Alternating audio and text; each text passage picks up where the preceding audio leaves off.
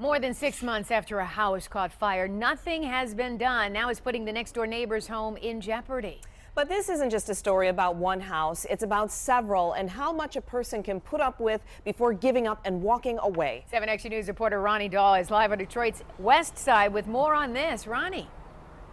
Yeah, I was actually here this past October when this two-story duplex first caught fire. Forget knocking it down, it hasn't even been boarded up. And because of that and the spreading blight on this block, well, some longtime Detroit residents are on the verge of calling it quits. You are Detroit. Yes, I am. For Karen Gracie, Missouri Street on Detroit's west side is home. Her family has lived on this block for more than 50 years. I've been living here all my life. I'm still trying to remain here, but if it continues to be like this, I'm out. Who could blame her? Day in, day out, she worries about the house next door. I can't sleep for fear that pieces are going to start dropping off and damaging my homes. Her nightmare started last fall. First it was a fire, then the illegal scrappers who attacked the home just hours after the flames. Hey, the neighbors don't want you stealing!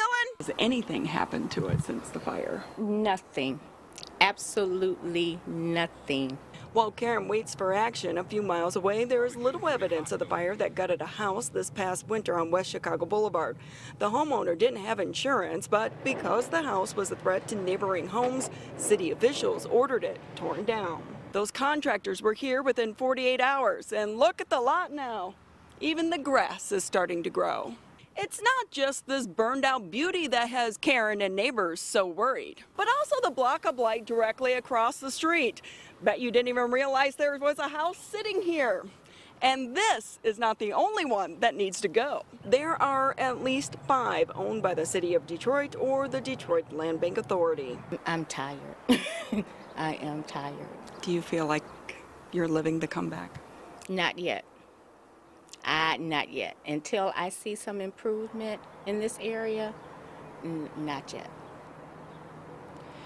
Well, unfortunately for Karen and many of her neighbors, it's probably going to be quite some time before they ever see improvement to this block, if ever. It's the same story we've heard countless times before.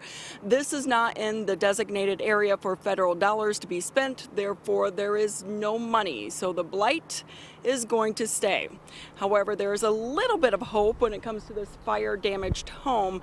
I'm told an inspector is going to come out, see just how bad it is, and maybe, just maybe, it can get bumped to the demo list. Let's hope so before she moves out, because those are the type of people we need living in Detroit.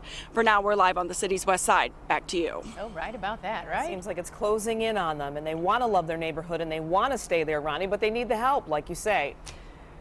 And this story is one of those that we hear over and over again. I mean, they still put potted plants on their lawn and they still mow their lawns and they care for their property, but how much would you put up with?